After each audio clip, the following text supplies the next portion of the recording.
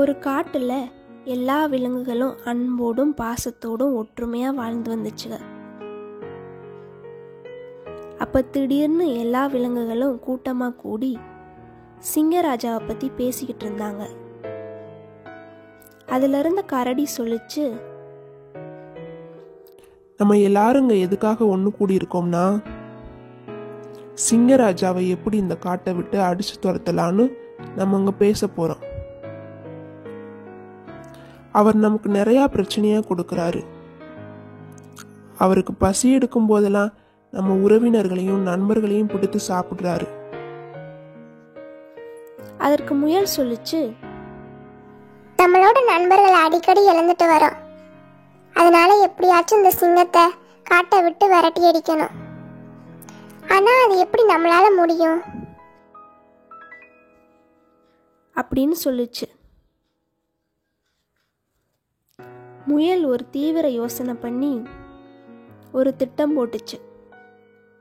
எல்லார்கிட்டையும் தன் திட்டம் என்னன்னு சொன்னுச்சு.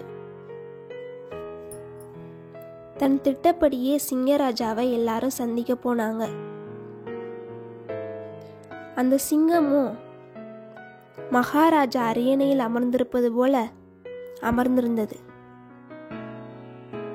மற்ற எல்லா விலங்குகளும் தலையை தாழ்த்தியபடி அந்த சிங்கத்துக்கு கொடுக்க வேண்டிய மரியாதையை கொடுத்தாங்க.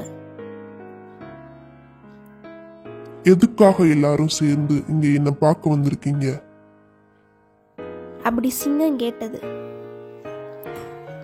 அதற்கு கரடி சொன்னது, நாங்க எல்லாரும் ஒரு திட்டம் போட்டிருக்கோம். அதன்படி நீங்க எப்பவுமே இங்க அமர்ந்திருந்தா போதும். உங்களுக்கு தேவையான உணவை நாங்களே கொண்டு வருவோம் என்று சொன்னது. சிங்கராஜாவுக்கு ரொம்பவே சந்தோஷமா இருந்துச்சு. மறுநாள் அவங்க திட்டப்படி முயல் அந்த சிங்கத்துக்கு உணவா போச்சு.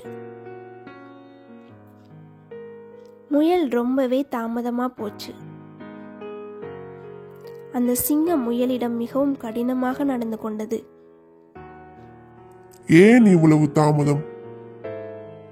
அது மட்டும் இல்ல, உன்னை மட்டும் உண்பதால் என்னுடைய பசி எப்படி தீரும் என்று அந்த சிங்கம் மிகவும் கோபமாக கேட்டது. அதற்கு முயல் சொன்னிச்சு, என்னை மன்னித்து விடுங்கள் சிங்கராஜா. நானும் என் குடும்பத்தாரும் மொத்தம் 10 பேர் உங்களுக்கு உணவாக வந்து கொண்டிருந்தோம். ஆனால் வரும் வழியில் இன்னொரு பெரிய சிங்கம் என் குடும்பத்தார் அனைவரையும் கொன்று சாப்பிட்டு விட்டது. நான் மட்டும் எப்படியோ தப்பித்து இங்கே உங்களுக்கு உணவாக வந்துள்ளேன் என்றது. அதை கேட்ட சிங்கம் மிகவும் கோபப்பட்டது.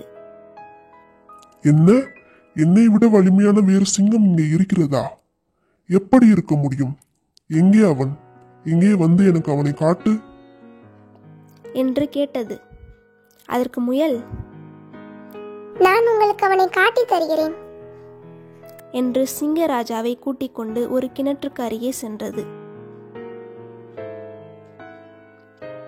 கிணற்றுக்குள்ளே அந்த வலிமையான சிங்கம் இருப்பதாக முயல் சொன்னது. அதை கேட்ட சிங்கராஜா கிணற்றுக்குள் எட்டி பார்த்தது.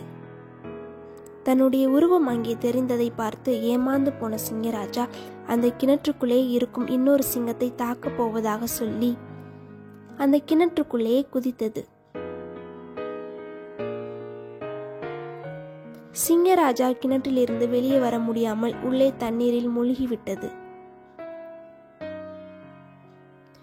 முயல் சந்தோஷத்தில் மிகவும் சத்தமாக கத்தத் தொடங்கியது.